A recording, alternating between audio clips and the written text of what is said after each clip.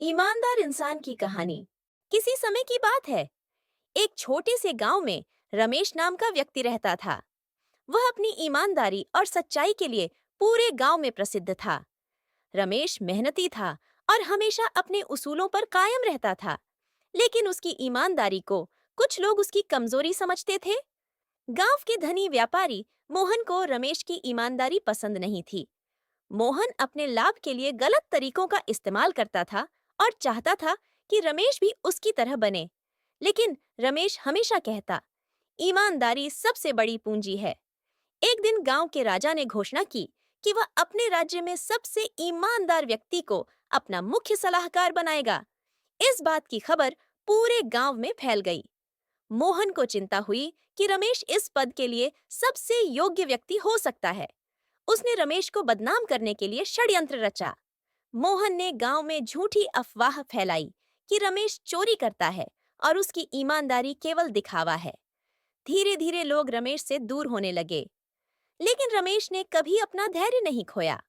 कुछ दिनों बाद राजा खुद वेश बदलकर गांव में आया और हर व्यक्ति की परीक्षा लेने लगा।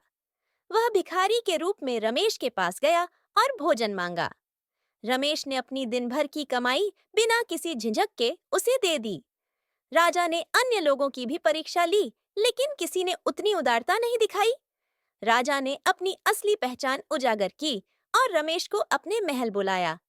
उसने रमेश की ईमानदारी और निस्वार्थ स्वभाव की सराहना की और उसे अपने राज्य का मुख्य सलाहकार बना दिया।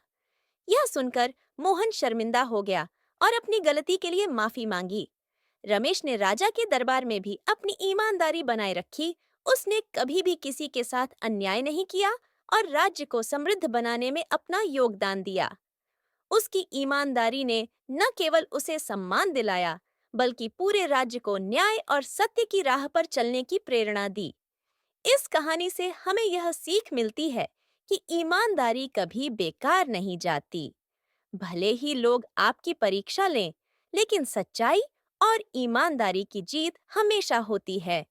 यदि आपको हमारी वीडियो पसंद आई हो और आप ऐसी और भी कहानियों में रुचि रखते हैं, तो हमारे चैनल को लाइक, शेयर और सब्सक्राइब करना न भूलें।